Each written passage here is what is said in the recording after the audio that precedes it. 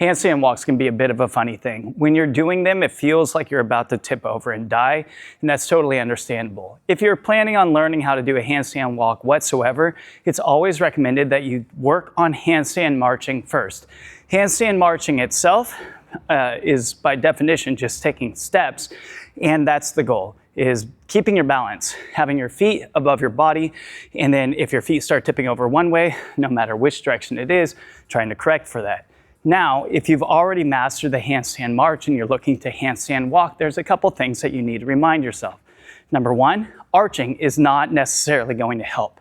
A little bit of an arch is natural in the body. Don't worry about sucking your belly in and creating a hollow position, because squeezing anything during a workout is not going to assist you with the actual workout. So what we want to try to do is stay as loose as possible and still be able to breathe while making our steps. The majority of the labor should be done with the upper body, including the scaps and shoulders, with a little bit of help from the triceps if you have to bend and push. From here, checking your hand position is going to be the next most important thing. Keeping your body aligned is very important. Depending on which direction your hands are turned, it's going to dictate whether or not your body wants to lean forward.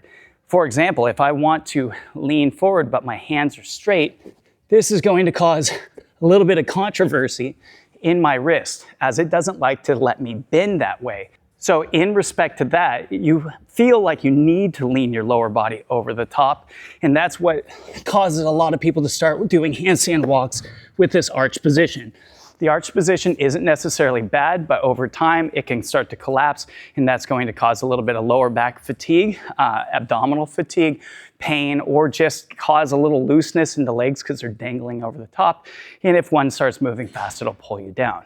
So turning the hands out to the side, on the other hand, is going to allow you to keep your body more stacked and lean over your thumbs. A good way to test this is go ahead and get yourself into a plank position and lean, and you can feel the binding in the wrist. Unless you have very mobile wrists, this lean doesn't feel too great. Turning your hands out to the side frees up that wrist and allows you to lean over the thumbs, where the thumb doesn't seem to have any issue with coming toward the wrist. This means that our body can be straight, vertical, not leaning, but vertical.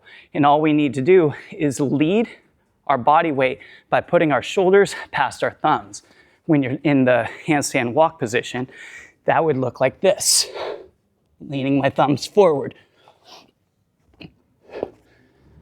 By doing this, we are both putting the hands in a better position to take another step, especially if you have a lack of range of motion available in your shoulders, and it's keeping our body aligned. Turning the hands out will keep you free, moving forward, and then when you need to stop, maybe you pass your rep line or you just need to come down, you turn your hands straight. That would look like this. Straight hands, push with my fingertips, and now I'm ready to go to the next part of my workout. So when you're doing handstand walks going forward, try to turn your hands out to the side.